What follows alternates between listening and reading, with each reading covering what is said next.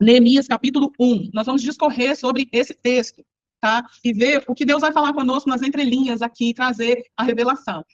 Então, vamos lá. Eu vou falar sobre um coração que se move não por causa terrena, mas por causas eternas. Um coração que se move a fim de tocar eternidade e mudar destinos eternos. Não só com uma visão egocêntrica, mas um coração realmente de Deus. Um coração que quer que todos cheguem ao conhecimento de quem Ele é. Que quer todos de volta ao lar. Esse é o nosso coração. Um coração que se move por causas eternas. Neemias, versículo 1, ele vai falar assim, palavras de Neemias. Ponto. Eu entro aí agora. Neemias significa Deus é meu deleite. Yahvé consola, ou ainda, descansa no Senhor. Olha a identidade profética que Neemias carrega no seu nome. Deus é meu deleite, Yahvé é o meu consolo, ou ainda, ele é o meu descanso está no Senhor. Ele carrega essa identidade profética sobre a vida dela. Como eu e você, nós temos o nosso nome aqui, mas nós temos o nosso nome que o Senhor nos deu, que um dia a gente vai conhecer, e a gente carrega essa identidade profética. E a gente precisa discernir, como Neemias, e a gente vai ver, o tempo e o modo da gente agir diante daquilo que o Senhor colocou, diante da identidade profética, do nome profético que eu tenho com o Senhor, que Ele me deu. Então, Neemias tinha esse nome. O nome de Neemias já carregava uma mensagem, uma identidade profética, que dizia, aonde ele chegava, ele dizia, só com ele chegar, ele já dizia assim, ó, Deus levantará alguém para trazer restauração. Ele carregava, enquanto eu estava aqui, o Salmos 37, versículo de 3 a 5, que vai dizer assim, é como, eu digo assim, Larissa, aí eu digo, quando eu digo Larissa, eu digo a identidade profética da Larissa, ou eu digo Neemias, eu estou dizendo assim, ó, Deus é meu deleite, você chegou, Deus é meu consolo, você chegou, você está entendendo? O ambiente de bênção profético que Neemias carregava e era. E é isso, em primeiro momento, que a gente tem que trazer para a renovação da nossa mente. Nós temos um ambiente de bênção profética, nós somos aquilo que o Senhor fala a nosso respeito, aquele nome que o Senhor nos deu. Quando você vê na Bíblia, Mara, Deus mudou o nome de Mara, né, do Noemi que ser Mara, Jacó ele mudou para Israel. Então, o Senhor, ele vê Abraão mudou para Abraão quando ele se tornou o pai da fé. Então, assim, o nome para Deus tem um peso muito grande. Nós precisamos entender, pedir ao Senhor para nos dar essa consciência do nosso nome, nossa identidade profética, a fim de que a gente se mova nessa identidade profética que o Senhor nos deu. O Salmos 37, versículos 3 a 5, vai dizer assim, ó, confie no Senhor e faça o bem, habite na terra e alimente-a da verdade, agrada-te do Senhor e ele satisfará o desejo do seu coração, entrega o seu caminho ao Senhor, confia nele e o mais ele fará.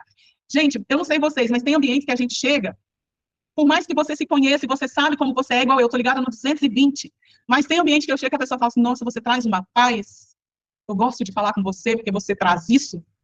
É isso que eu quero falar para você. Essa identidade profética que está sobre você vai ser reconhecida pelo outro, em você. E nós precisamos ter essa consciência que Satanás coloca muito nas nossas vidas, assim como ele colocava sobre Gideão, que tinha uma identidade profética. De quê? De valente. Mas ele se via o mais pobre, o menor, o incapaz. E é isso que Satanás faz. Se Neemias olhasse para ele na situação dele, ele jamais diria isso. Que ele carregava essa identidade de deleite, de consolo e de descanso para uma nação. Ele estava, embora ele fosse copeiro do rei, ele era escravo. Copeiro, mas era escravo. Mas a mentalidade dele não era escrava. A mentalidade dele era uma mentalidade eterna. Eu fui feito para trazer deleite, consolo e descanso no Senhor para quem eu convivo. Você está entendendo? Você foi chamado numa identidade profeta para transbordar e manifestar na vida do outro. Sim, o nome de Neemias, então, apontava para tudo isso. E ele conseguia enxergar isso. Embora ele era escravo no corpo, assim como Paulo foi, teve muitas algemas, mas no espírito ele era livre para transitar para lá e para cá. E é isso, é sobre isso. Nós somos livres no Senhor e aonde o Espírito de Deus. Não é a libertinagem, como muitos falam, a liberdade para fazer o que eu quero. Não, a liberdade de transitar, de ministrar, de transbordar no Espírito. Eu sou livre no meu Espírito. Bem, aí vai falar bem assim, filho de Acalias, no mês de Quisleu, que é novembro, dezembro, no 20º ano, eu paro aí, a Larissa já até ouviu isso, por quê? Me chamou a atenção quando eu estava fazendo estudo de Abraão, capítulo 20. E aqui, 20º. O número 20 na Bíblia, ele tem um significado muito profundo. Esse número é frequentemente associado na Bíblia a um período de espera, preparação, provação ou expectativa antes de uma mudança importante. Neemias estava antes, a gente já sabe o que acontece. Ele não, mas ele estava discernindo aquele tempo no 20º. 20º ano. Ele discerniu, porque significa, simbolicamente, significa tempo de espera ou amadurecimento, 20 anos, 20º ano. Preparação para um novo ciclo, conclusão de um período de provação, expectativa pelo cumprimento de uma promessa. Ou seja, profeticamente, o número 20º ali estava apontando para um tempo que se completa e um novo tempo que se inaugura. E ele, Neemias, estava ali disperso? Não. A gente vai ver que ele não estava disperso. Ao tempo e o modo de agir. Ele entendeu as estações, e nós precisamos entender as estações, o tempo. Porque senão a gente age incorretamente e perde batalhas. Jacó serviu a Labão 20 anos. Vamos lá, só para fundamentar. Antes da sua independência financeira, né, independência como família. Está lá em Gênesis 31, 38 a 41. Salomão, ele levou 20 anos. Para quê? Para concluir 2 projetos. O templo e o seu palácio. Está lá em 1 Reis 9, 10. Abraão, em Gênesis 20, Abraão foi chamado em Gênesis 12. Ele passou por um processo, quem ainda não estudou sobre a vida de Abraão profundamente, estude. Tá? Você vai ver a mudança para ele chegar a ser um pai da fé, o que Deus fez nele primeiro, para depois fazer através dele, dar a ele a identidade que ele tinha como pai da fé. Só que no capítulo 20, olha só, do 12 ao 20, no 20, foi essa virada de chave dele. Foi onde ele posicionou com uma fé viva. Foi onde ele pegou e plantou uma tamarqueira e falou aqui, é público. Eu estou declarando publicamente. Eu já neguei diante de 2 reis que Sara era minha mulher, mas agora eu quero falar para todo mundo que Deus, ele é o meu Deus. E eu confio nele. Então, ele levantou ali. Então, o número 20, ele carrega isso. Entendeu? Esse tempo, eu não sei qual vai ser o seu número 20, mas vai chegar esse tempo e a gente precisa entender esse tempo profético da virada, senão a gente perde o time de Deus. É aí que muita gente, inclusive eu, corro o risco de perder e rodar de novo no deserto. Aí eu perco o time e eu rodo de novo no deserto, entendeu? Então a gente precisa estar ligada no Senhor, naquilo que o Espírito, João 14 vai dizer que o Espírito de Deus, o Espírito da verdade, que não habita no mundo, mas habita em mim, ele nos guiará por toda a verdade. Não sou eu que guio, não sou eu que me guio, não é astrologia que guia, não é amigo que guia, conselheiros que guiam, não. O Espírito Santo é o primeiro que tem que ser comunicado, porque ele vai te guiar em toda a verdade. Então, vai me guiar também, né? Olha só, para fundamentar isso, eu preciso discernir o tempo de agir. Daniel 2, 21 vai dizer assim, que Deus muda o tempo e as estações. Ele remove reis e ele institui reis. É ele quem faz. Então, Eclesiastes 8:5, para fundamentar mais ainda aqui, para a gente entender, o sábio, ele vai discernir o tempo e o modo, o tempo, o momento que eu tenho que agir, e o modo, a forma que eu tenho que agir, que eu não vou agir nas minhas emoções, eu sou guiada a toda a verdade pelo Espírito, mas a sábia veio junto, de mão dada com o Espírito Santo, porque a tola não vem de mão dada com o Espírito Santo, não, ela vem de mão dada com outra coisa. Por isso que a gente precisa entender. E que mora dentro da gente é a sábia e a tola. Ela não é retirada, porque o corpo do pecado, que diz Paulo, habita dentro de mim. E a tola habita no corpo do pecado. E a sábia no espírito. E por isso que eu preciso ter uma vida no espírito. Em algumas vezes, irmãs, a gente não vai conseguir 100%, a gente não dá conta. A gente não dá conta. Eu sempre falo para as meninas, mas eu quero deixar uma coisa bem leve para você. Deus não te olha pelos seus erros. Deus te olha pelo seu arrependimento e desejo de levantar. Então, nós vamos errar, mas ter o coração quebrantado e contrito atrai Deus, e ele vem. E ele vai continuar com a gente, sabe? Ele não vai medir quem vai te acusar, é Satanás, vai te acusar. Então, ali, naquela hora, eu vi, sabe, assim, por que eu trouxe esse exemplo para você? Porque muitas guerras, nós como mulheres, perdemos dentro da nossa casa, porque a gente não discerne o tempo e o modo de falar, de agir, e a gente perde. Lá na carta de Pedro, eu acho que vai falar o quê? Mulher, ganha o seu marido sem muito falar. Não é que você nunca vai falar, mas é discernir o tempo de falar, o momento, a hora, o jeito. É discernir Eclesiastes 8:5. Olha, eu gravei esse versículo. Eu gravei, e tem horas que eu consigo, tem horas que eu não consigo. Aí esse versículo vem todas as horas. As horas que eu consigo é porque eu fui para a palavra. As horas que eu não consigo é porque eu, sabe, explodi ali e falei. Mas esse versículo vem e eu me arrependo. E eu vou lá e peço perdão. Então, grava esse versículo, sábio. Eu sou uma mulher sábia que construo a minha casa. Com a sabedoria, a casa se constrói. Provérbios 24 vai falar sobre isso. Provérbios 24, peraí só um pouquinho, que eu amo esse versículo, e eu acho que esse versículo tem que ser um dos versículos que nós, como mulher, temos que ter. 24:20 vai falar, com a sabedoria se constrói a casa, e com a inteligência ela se firma, e pelo conhecimento os seus cômodos se encherão, de todo tipo de bens preciosos e agradáveis. Quem é sábio é forte, e aquele que tem conhecimento consolida a sua força. Não é quem é forte. Eclesiastes 8:5. Então, Você não é forte porque você malha e você tem músculos aqui. Você é forte se você é sábio e tem conhecimento, igual nós estamos aqui buscando conhecimento do Senhor. E em nome de Jesus eu quero declarar sobre a nossa vida a aplicação desses conhecimentos no nosso dia a dia. Então, Neemias, ele entendeu, quando chegou naquele 20º ano, há um tempo novo se abrindo. Há um tempo, ele discerniu e ele ficou atento a esse tempo. E nós precisamos entender, discernir o tempo e o modo, pois isso é fundamental para nós não nos arrepender e para que a gente tome decisões assertivas, corretas. Amém? Então, Deus, ele é soberano, ele muda histórias, sabe? Ele muda os ciclos, porque Deus é cíclico. Os ciclos proféticos, ele muda estações. Nós não choramos sempre. O choro dura uma noite e a alegria vem pela manhã. Vem. Quando nós buscamos o Senhor, a alegria vem. Então, é um tempo. Eu estou nesse tempo, Senhor. O que o Senhor quer fazer aqui primeiro? Porque às vezes, a gente vai ver aqui que Neemias não apontou para fora, ele apontou para dentro. A gente costuma apontar para fora. Nesse tempo aqui, nesse dia aqui, vou continuar lá na frente, porque senão eu vou entrar no outro tempo. Porque é o meu testemunho que eu vou contar aqui também. Eu contei aqui o que o Espírito me falou, ele me revelou toda a verdade que estava dentro do meu esposo. Sabe? E isso foi muito legal, porque eu falei, Espírito Santo, eu te ouvi. Né, Larissa, eu falei, olha, doeu o que eu ouvi, mas eu ouvi. Ele falou para mim, não foi ninguém, sabe? E ele, através de mim, ele trouxe a cura para dentro da minha casa, para a vida do meu esposo, né? Então, é sobre isso que a gente precisa entender, que Deus governa o ciclo da nossa vida, determinando momentos de transição, começo, fim e renovação. Isaías 55, 12 e 13 vai falar justamente sobre isso, ó. As suas torres, estava tudo derrubado, ele falou assim, as suas torres serão de rubis, os seus portões serão de esmeralda, e toda a sua muralha será de pedras preciosas. Olha só, gente, né? Todos os seus filhos serão ensinados pelo Senhor, e será grande a paz dos seus filhos. Você será estabelecida em justiça. Ficará longe da opressão, porque não temerá ficar longe do terror, porque ele não chegará perto de você.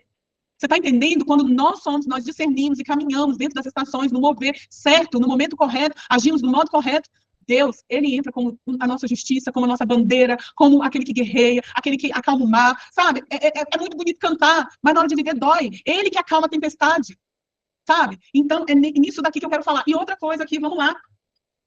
Quando eu estava na cidade de Suzano, terminou o versículo 1 aqui. A cidade de Suzano não é uma cidade boa, não, gente. Olha, eu estive em Brasília, pouco tempo agora. Que cidade linda, com gente usando carro, ternos, roupas maravilhosas. Mas quando você olha a tristeza no meu coração, e eu falei, eu não sinto paz e alegria nesse centro político, onde eu vejo carros lindos, gente, carro que eu nunca nem vi, sabe? Você vê uma rua, assim, uma avenida cheia, assim, de prédios políticos, mas você lembra do povo que está opresso, oprimido. Eu fui de carro. As ruas do Pará, eu levei um dia para sair do Pará, praticamente, de tanto buraco. Isso é triste, é a mesma situação, se a gente for olhar. De você ver um povo oprimido, uns tendo muito e outros não tendo nada. E aí, eu passei ali e eu vi que Neemias era aqui, gente. Ele era no Palácio da Alvorada, servindo o presidente. Mas o coração dele não era escravo. Olha só, Neemias estava na capital política da época. Neemias estava dentro do coração político do maior império político da época. Mas ele estava com o coração no Senhor, servindo e fazendo, eu acho, dentro daquele princípio. Faça tudo como para o Senhor. Não estou lembrando onde está esse texto agora, lá nas cartas de Paulo, mas faça tudo como para o Senhor. O que a Bíblia fala para nós? Quer comais, quer bebais, ou façais tudo, façais para a glória de Deus. E ele estava ali, escravo em corpo, assim como Paulo estava escravo no corpo, mas seu espírito estava livre no Senhor. Né? Ele transitava. O ambiente não é maior do que nós, aonde nós estivermos. É isso que a gente precisa colocar dentro de nós. O Senhor ordenará a bênção e a vida onde eu piso. Daniel estava na Babilônia, mas Babilônia não tinha Daniel. Como Neemias estava em Suzã, nesse centro político, ele não se corrompeu. Por quê? Porque, na verdade, Neemias estava em Suzã, mas Suzã não estava dentro de Neemias. Porque dentro de Neemias ele tinha o coração dele direcionado para o Senhor. Ele guardava o coração como no Senhor. E o coração dele tinha fontes de vida para jorrar. E aí, Deus diz a Abraão, o que Deus diz para Abraão? Quero ir lá para o pai Abraão. Ser tu uma bênção. Ser tu uma bênção. Então, eu quero dizer, não seja abençoada, não, você. Ser tu uma bênção, porque ser uma bênção é carregar a bênção de Deus dentro de nós. nós não somos abençoadas, nós somos o ambiente da bênção de Deus. E onde nós chegamos, nós liberamos a bênção de Deus, nós carregamos, nós somos portadoras. O Senhor não habita mais em templos, o Senhor não habita mais em templos feitos por mão de homem, mas Ele habita dentro de nós.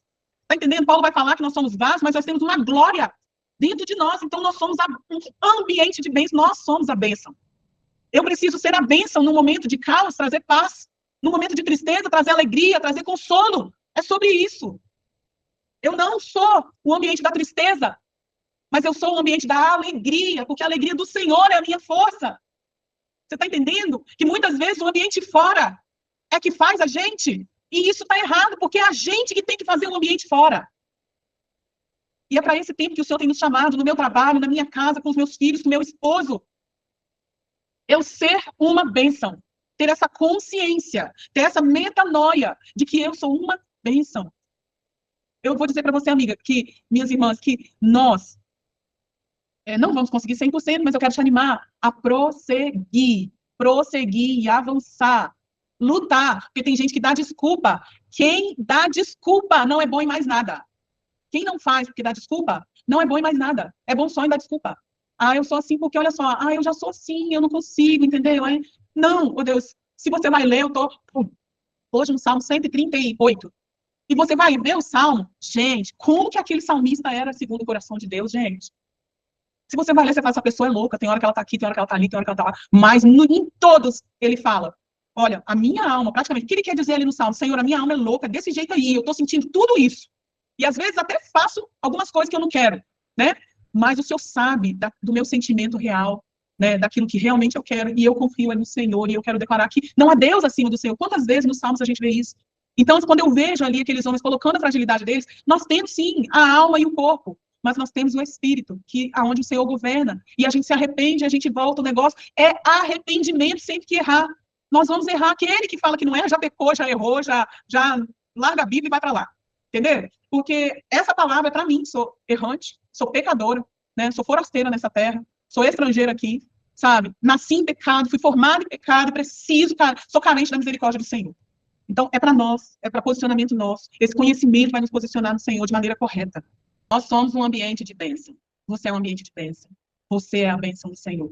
Porque a bênção do Senhor está sobre você. E eu quero declarar, assim como o Senhor falou sobre Abraão, que em nós serão benditas todas as famílias desta terra, com quem nós tivermos contato. Essas famílias serão tocadas e terão sua eternidade mudadas para a glória de Deus. Vamos lá, versículo 2. Veio Hanani. Hanani, quando eu escutei esse nome, que eu fui ver, Hanani significa Yahvé é misericordioso. Ai, me deu até vontade de chorar. Porque, gente, isso aqui, olha a identidade profética desse cara, desse irmão de Neemias. Ele veio falar bem assim, Neemias, a misericórdia de Deus chegou. Yahvé é misericordioso. Lamentações 3, versículo 22, fala que as misericórdias do Senhor são a causa de não sermos consumidos. Né? A causa não é o que eu quero, o que eu penso, o que eu sinto, a minha tristeza, porque eu quero um carro, porque eu quero uma casa, porque eu quero...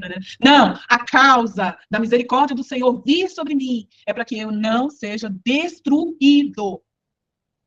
Né? E porque as suas misericórdias não têm fim, renovam-se a cada manhã, grande é a tua fidelidade. O Senhor é fiel, o Senhor é imutável, Ele é fiel, Ele não muda, Ele é imutável, Ele é fiel, e Ele é fiel ao povo, Ele fez uma aliança com Abraão sobre esse povo, né? Sobre nós, somos, né? Meu Deus, somos terríveis, só Jesus é a nossa causa mesmo, porque se não é o Senhor, eu não sei quem foi que falou, que se tirar Jesus em nós, meu Deus, Ele é a parte boa que há em mim, se tirar Ele, fica nada, né? Então, Hanani, quando chega ali, ele fala, a misericórdia do Senhor vem. O ciclo profético, 20º ano, 20º, número 20º, onde o ciclo muda, chega a misericórdia do Senhor e fala, agora, eu cheguei, e agora vai vir salvação para vocês. E aí, Hanani, o Salmo 103, versículo 8 também, que eu quero falar, que fala assim, o Senhor é compassivo e misericórdio, muito paciente e cheio de amor. Que coisa linda, gente, que o Senhor é misericordioso, compassivo, paciente com a gente, cheio de amor. Né, nos amou tanto que mandou Jesus para morrer no nosso lugar. Né? E aí, Hanani, ao chegar, ele carregava essa misericórdia. Esse ambiente de bênção, a misericórdia do Senhor chegou. Novo ciclo vai começar agora, porque a misericórdia chegou e nós não vamos mais continuar nessa destruição. Mas o Senhor vai trazer restauração. Né? Romanos 9, 15 e 18. Peraí. Romanos 9, 15 a 18. Vai falar assim, ó. Pois ele diz a Moisés: terei misericórdia de quem eu tiver misericórdia, e terei compaixão de quem eu tiver compaixão. Assim, pois, isto não depende de quem quer ou de quem corre, mas de Deus, que tem misericórdia. Porque a Escritura diz a Faraó: foi para isso mesmo que eu levantei, para mostrar em você o meu poder, e para que o meu nome seja anunciado em toda a terra. Logo, Deus tem misericórdia de quem quer, e também endurece a quem ele quer.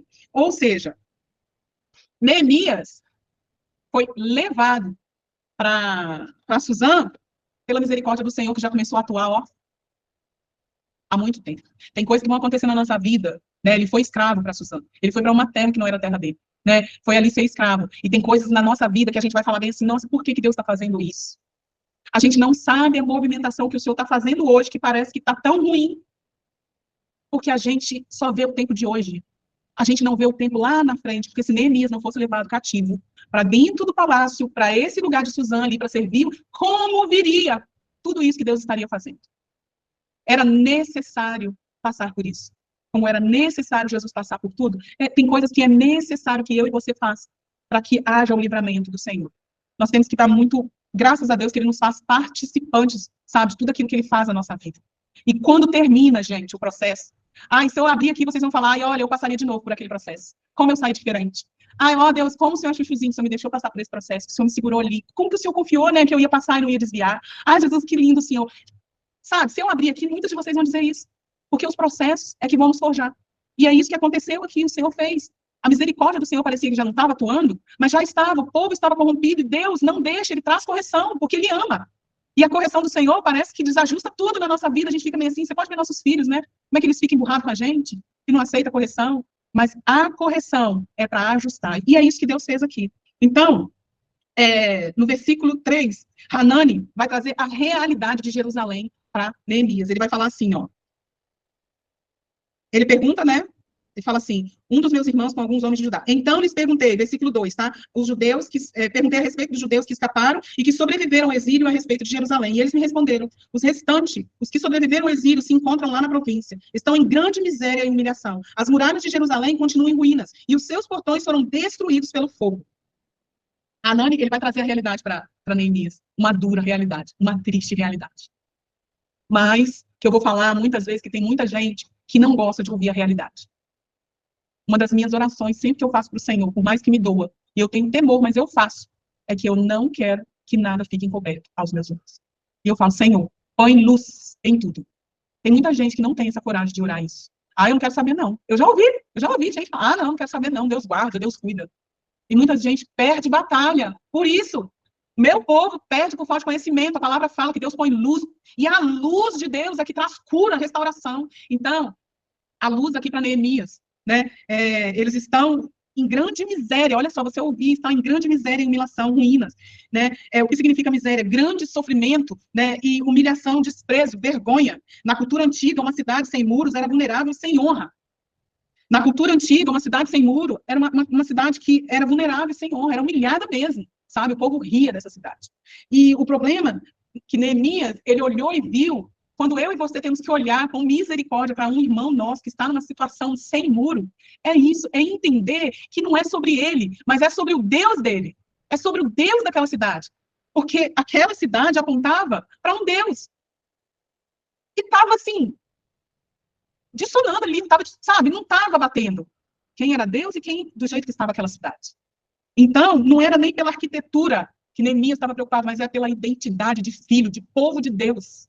O povo que carregava o nome de Deus. Quantas vezes nós vemos alguns irmãos, sabe? Eu não estou falando para você trazer juízo, trazer condenação, mas isso precisa me inquietar lá dentro, a ponto de eu chorar por essa pessoa e orar para que ela seja restaurada, tentar e trabalhar para que o muro dela seja restaurada, porque não é sobre ela só, mas é sobre a identidade de filho que está sobre ela e sobre a vergonha que vem sobre a nação de um Deus poderoso, santo, puro.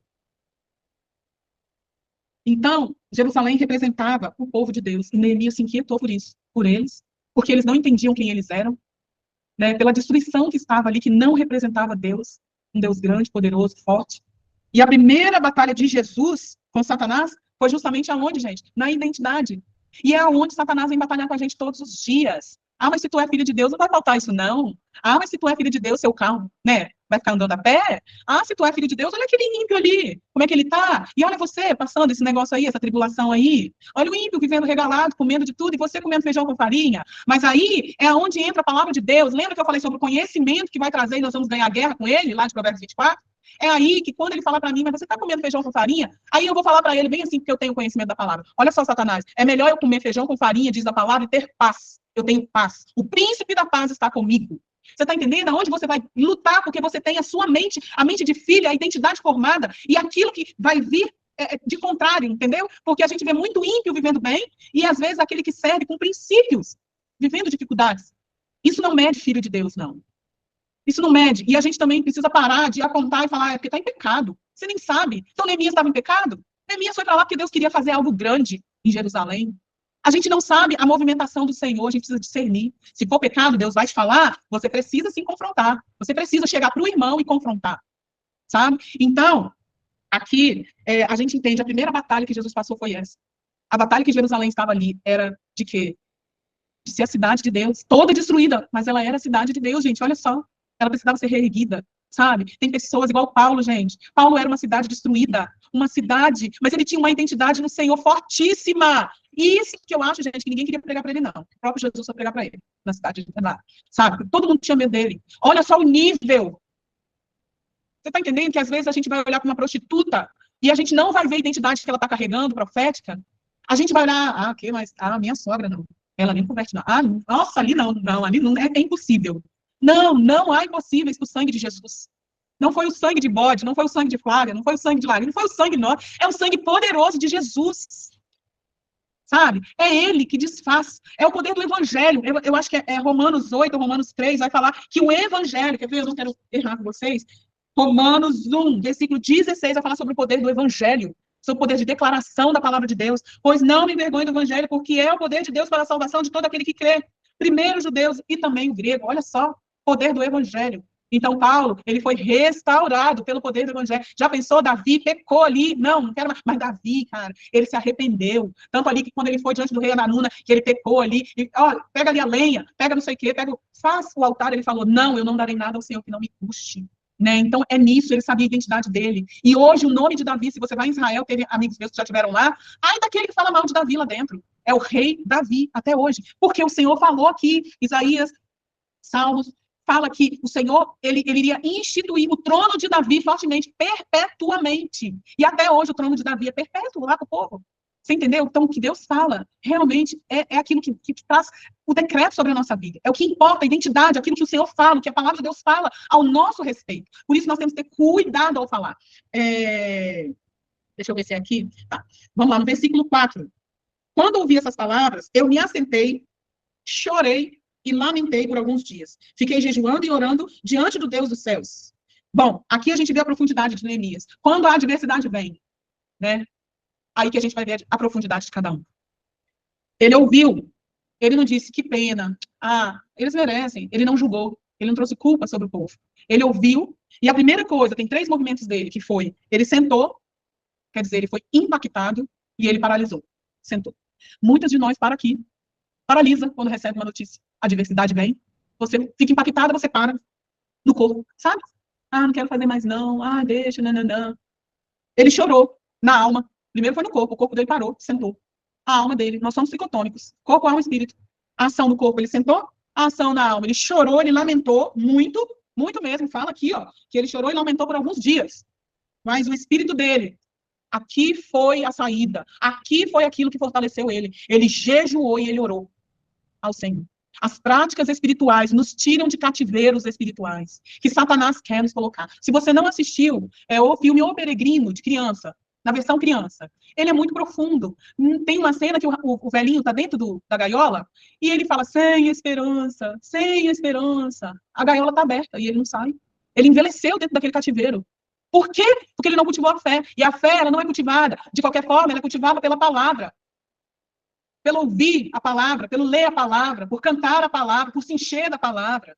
Então, é isso que nós estamos fazendo aqui, sabe? Isso, enchei-vos do Espírito, é isso. Falando entre vós com salmos, hinos e cânticos espirituais. E é o que nós estamos fazendo aqui, se enchendo do Espírito. Quando a adversidade vem, você vai chorar, você vai baquear, você pode sentar, porque a perna treme. Você pode sim, senta, chora, mas levanta, jejua, ora, lê a palavra, declara para você, para dentro da sua casa, para sua família. Diante daquela situação, libera decretos contrários àquilo que veio sobre você. E aí, ele levou a sua alma, a sua dor para Deus. Ele chegou diante de Deus e colocou: eu estou assim, a minha alma está assim. Igual nos Salmos a gente vê Davi fazer muito isso para Deus. Levar a alma dele para Deus. Né? E a primeira obra de Neemias aqui, gente, que muita gente pensa que é o muro, não. A primeira obra de Neemias foi dentro dele, nessa hora aqui. Foi dentro dele. A primeira obra que Deus quer fazer antes de você fazer, antes de fazer no seu esposo, no seu filho, no seu trabalho, na sua igreja, é em você. É em mim. Eu sei o que o Senhor está fazendo dentro de mim nesses dias. Sei o que o Senhor está forjando dentro de mim nesses dias. E aí, ele construiu ali uma vida com Deus, uma vida no Espírito, uma vida de oração. Não uma vida de religiosidade porque eu vou na igreja. Não uma vida de religiosidade porque eu participo com as irmãs do ciclo de oração. Ou porque eu oro. Não, é uma vida. Porque independente de você estar com seu joelho dobrado, ou em pé na pia, mas andando na rua, ou no ônibus, ou em qualquer lugar trabalhando, mas que você esteja dobrado aqui dentro, tendo uma vida de oração, uma vida com o Espírito. Sabe? A palavra de Deus vai falar que o falar em línguas, né, ele para fora, eu vou trazer tradução, mas eu preciso aprender no meu espírito a ativar isso. O primeiro jejum de 3 dias que eu fiz, eu ouvia o meu espírito falando em língua. Eu não abria minha boca, mas eu ouvia lá dentro. Ele falando, o meu espírito ficava. E eu falava, meu Deus, que coisa louca é esse? E é isso. Porque é orar em todo tempo eu posso estar ajoelhada? Não, mas é em todo tempo. Sabe, meu esposo às vezes fala um negócio comigo, ele fala, mas você não me respondeu. Eu falei, calma um pouquinho que eu tô conversando aqui com Deus aqui, não me falou nada ainda não. Porque enquanto o outro tá falando, você vai estar ali, bestando. Não, liga seu espírito. E aí, Espírito Santo, o que você acha dessa conversa aqui agora? O que eu vou falar? Ah, Espírito Santo, você não me deixa enganado aqui não, hein, porque eu sou boba, meu coração é corrupto, mas o seu coração é o coração de Deus, então o Senhor me ajuda aqui. Você tá entendendo, gente? Pra gente não cair em ciladas armadas pelo inimigo, eu já caí em muitas, porque eu sou muito emocional, emotiva. Então, eu tendo a agir na emoção, sabe? E a gente perde batalha, porque a emoção passa. O que fica é o espírito, é aquilo que está construído no espírito. Os emocionados, vocês estão aí na campanha de avançar, mas os emocionados não avançam. Eles podem avançar porque estão em grupo. Daqui a pouco, quando a batalha vier dentro de casa, ele não avança porque ele foi só emocionado. Mas quando eu tenho uma construção no meu espírito, que eu sei uma identidade, que eu sei quem Deus é, eu permaneço e avanço. Posso até dar uma sentadinha. Aí vem o anjo, fez o quê? Igual Elias? Bebe essa água, come esse pão e ó, vai. Para. Não tem só você, não. Sai desse lugar que ficou mais não sei quantos mil profetas aí. Você está achando o quê? É isso. É sobre isso. Vida no espírito. Tem hora que o Senhor vai vir te abraçar, mas tem hora que ele vai vir e falar assim, levanta daí. Levanta daí, vambora. Ei, caminha, vai embora, caminha. Você quer o quê? Entendeu? É isso que Deus faz com a gente. Teve dias que eu falava bem assim com Deus, eu lembro, né, na minha juventude, até com o meu esposo, que eu falava assim, oh Deus, por que é tão fácil para alguns, sabe, que fica ali? Por que para mim o Senhor vai, realiza, vai, faz, vambora, bora nós, bora. E é sempre assim, meu Deus. Aí ele falou, Flávia, você é firmado em mim, filha. Você é firmado em mim, vambora, eu conto com você. Né? Você tá aqui comigo toda hora e tal, mas e aquele lá? Tem misericórdia dele, tem compaixão dele, sabe? Né? Então, é desse jeito assim. Então, nós temos 3 esferas na nossa vida. Alma, corpo, alma e espírito. Só que lá em 1 Tessalonicenses 5, eu acho 16, vai falar o seguinte, que nós temos que manter incorruptível. Não é corpo, alma e espírito. É espírito, alma e corpo. É necessário, tá? Isso. Então, vamos lá. Segundo, quando ele chora, ele mostra compaixão também. E compaixão é sentir profundamente dentro da situação. É ter misericórdia por alguém em sofrimento. É ser movido a agir, proteger e restaurar. E aí, no versículo 5, Neemias, ele começa a oração dele. E olha que lindo. Primeira coisa que Neemias faz é reconhecer quem Deus é. Nós precisamos reconhecer. Sabe, ele fala assim, olha, Senhor Deus dos céus, grande e temível, que guardas a aliança. Leia Gênesis, a história de Abraão, você vai entender o início da aliança. Como que foi, como que Deus forja a aliança. Não é simplesmente Deus vai te dar uma aliança igual a gente faz com o nosso marido, ficou tudo lindo, tudo belo, para sempre. Nós somos felizes para sempre. Só nos filmes da Disney. Isso não é realidade, não. Nós vamos funcionar, 5:23, a Cristina colocou aí, ó. 2 Tessalonicenses. É isso aí, vamos ler aqui direitinho. Aqui, ó. Isso aí, ó, 2 Tessalonicenses 5:23, o mesmo Deus de paz o santifique em tudo, e que o espírito, a alma, o corpo de vocês sejam conservados íntegros e irrepreensíveis na vinda do Senhor Jesus Cristo. Amém? Que ele nos santifique em tudo. Então, Neemias reconhece quem é Deus. O Senhor é grande. Aí eu olho para mim, quem sou eu? Você entendeu? Eu não tenho poder para nada. O Senhor é grande. O Senhor é poderoso. O Senhor pode, eu não posso nada. Mas o Senhor pode reconhecer que eu carrego a glória, mas eu sou um vaso de barro. Posso quebrar a qualquer momento. Se alguém me jogar no chão, eu quebro. Eu estou de pé por conta da glória que habita em mim. E aí, no versículo 6 e 7, ele chama a atenção de Deus e começa a confessar os pecados. Ele não culpa ninguém, mas ele se inclui. Isso é misericórdia. Quando você se inclui, é muito poderoso em Deus quando a gente entende esse lugar da gente não culpar, mas a gente se incluir, sabe? Principalmente entre casais, a gente costuma muito a falar que a culpa é do marido, que a culpa é do outro, do fulano, mas a gente não se inclui naquilo. A gente vive como se a gente estivesse numa guerra, mas um contra o outro. E, na verdade, não existe um aliado mais íntimo meu e seu do que o nosso marido. Nós somos aliados íntimos numa guerra. E aí, quando eu entendo isso, ele fez algo, né? Isso aí, irmãs, eu vou falar para vocês que esses dias eu estou apanhando no Senhor em algumas coisas, referente a isso também. E o Senhor tem me ensinado, tem me construído muito acerca disso. Eu preciso, e você precisa, realmente, assim, deixar Deus trabalhar em você, sabe? Deixar Deus trabalhar, eu não sei em qual situação você está vivendo, qual muro você tem que reconstruir, qual cidade está destruída, mas não adianta você culpar ninguém, pecado de ninguém, você tem que se incluir. Se o meu povo, ontem eu estava andando na rua e o Senhor falou na minha cabeça, ontem não, antes de ontem, vindo da academia, o Senhor falou comigo bem assim, se o meu povo, eu não estou falando ele, eu estou falando de um povo, você está entendendo? E muitas vezes a gente quer que o outro faça, não, aquele que tem Jesus faz primeiro, aquele que está cheio do Espírito faz primeiro, rende primeiro, aquele que tem Jesus faz primeiro. Senhor, eu estou aqui, ele não está vendo. Senhor, santifica através da minha vida, meu esposo. Senhor, aquela minha amiga, ela está agindo dessa forma. Jesus, ela está agindo em pecado. Se o Senhor te falar, vai lá e fala para ela que é a hora, vai lá e fala, sem medo, não seja covarde. A palavra de Deus fala o seguinte, que falaste com um sábio, ganhaste um amigo, mas se ele for tolo, ele vai te odiar. Tá tudo bem, gente, a Bíblia já avisa. É melhor um beijo dado com verdade que um tapa com falsidade, tá no Provérbios também. E tá tudo bem, sabe? E a gente sofre no que o outro vai pensar também e não no que Deus está pensando da gente. No nosso posicionamento com Deus. Então, nós precisamos assumir responsabilidade como Neemias. Neemias entende que o problema externo tinha uma raiz espiritual. E ele se levanta ali, em primeiro lugar, Senhor, eu quero confessar. Às vezes a gente está achando que o problema é externo, o problema é humano, com solução humana. E aí não é espiritual, tem uma raiz espiritual que a gente precisa tomar essa responsabilidade. E discernir, pega essa responsabilidade e vai. Senhor, eu tô com a pá, tô com a enxada, eu quero cavar, eu quero arrancar essa raiz. Ela vai sair. Onde que é, Espírito Santo? Me mostra onde está essa raiz. Ela vai sair, toda raiz de iniquidade vai sair, Senhor. Eu tô com a pá, eu tô com a enxada, eu tô com um saco aqui, eu tô com fogo, eu tô com álcool, eu vou queimar isso. Essa raiz não vai mais existir aqui. É sobre isso. Não é sobre a pessoa, não é sobre... Não, é a raiz. Se você mata a raiz, acabou. Acabou, você consegue gerar vida, trazer vida, e não só para aquele momento, mas para uma geração, porque o Senhor é geracional. Ele não quer abençoar só a Flávia e o Preze e os filhinhos. Não, são meus netos, bisnetos, quem for tocando, quem for conversando com os meus netos, bisnetos, vai ser abençoado. Né? Então, no versículo 8 e 9, Neemias lembra da palavra. Ele fala, lembra-te da palavra que ordenaste? Ele fala com o Senhor, ele lembra que ele tem uma palavra. Nós temos palavras liberadas pelo Senhor na nossa vida. E aí, irmãos, muitas vezes a gente esquece. E aí a nossa alma entra pesado, destruindo a gente.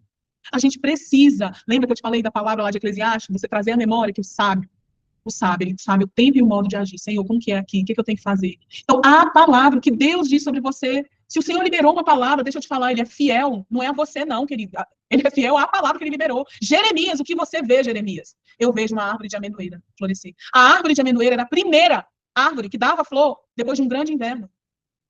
Aí sabe o que Deus fala para ele? Jeremias, viste bem, porque eu velo pela minha palavra para cumprir. Então, Deus não cumpre por conta de mim, é pela palavra, ele é fiel, ele é zeloso pelo que ele fala, ele é responsável. Ele não é um pai irresponsável. Por isso que muitas vezes fala, ai, Deus está em silêncio, porque não é hora dele falar para mim, que a minha alma está agitada, eu não vou entender, eu vou achar que é naquela hora.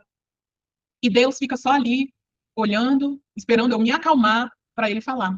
Neemias não ora baseado na emoção dele, naquele choro, naquele lamento. mas ele ora baseado na palavra, é no Espírito. A oração dele tem a adoração, arrependimento, lembrança da promessa e pedido específico. Você pede, pede, não recebe, que pede mal. Eu também. Falando você, mas sou eu, tá? Que eu tô me vendo aqui. Entendeu? Porque pedi mal. Porque Deus, ele é um Deus que ele tá atento à oração que a gente faz. Mas muitas vezes o que a gente pede é para nós. Não é só pra gente. É baseado num desejo pessoal e não num desejo que o Senhor quer. Não tem nada de pecado nisso, não. Mas muitas vezes os nossos desejos podem nos levar a caminhos que não são legais. Porque há caminhos que ao homem parece ser bom, mas a palavra fala que o fim não é legal.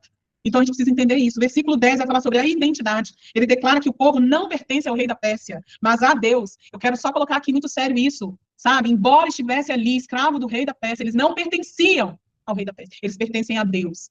O meu marido tá assim, mas ele pertence a Deus, ele é um filho de Deus. A minha irmã ainda não converteu, tá assim, aquela minha amiga, mas pertence a Deus. Decretos espirituais, sabe? Decretos, libere decretos espirituais sobre situações, sobre pessoas, sobre lugares. Né? A palavra de Deus vai falar, eu não sei aonde que está, que aonde eu habito, quando eu oro por aquele lugar tem paz.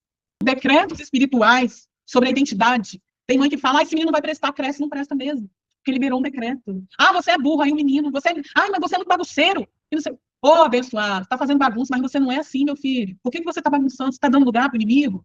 Entendeu? Muda, irmã, muda, vamos mudar a nossa forma. Mesmo se você falar, de repente, alguma coisa, você volta aqui, não, me dá essa semente aqui, meu filho é abençoado. Começa a declarar, liberar decretos espirituais. Versículo 11, termina pedindo o favor diante do rei. Ele sabia que, além da permissão de ir, ele precisava também de uma aliança política ali, de uma ação política para que fosse liberado. Depois você vai ver que ele manda carta para fulano, libera ali, vai lá, libera. Então, assim, Deus mostrou para Neemias como agia ali. Verso 16, 7, que vai dizer assim, ó, se os caminhos de alguém são agradáveis ao Senhor, ele faz com que até os seus inimigos vivam em paz com ele. Você entendeu? Que se eu agradar ao Senhor, os meus inimigos vão me favorecer nessa terra, até os meus inimigos vão trabalhar ao meu favor e ao seu. Importa eu agradar ao Senhor. Às vezes, antes ele vai pegar o nosso coração e vai reconstruir. Porque, às vezes, a dor nossa é onde vai ser extraído o óleo para curar amigos. Amém?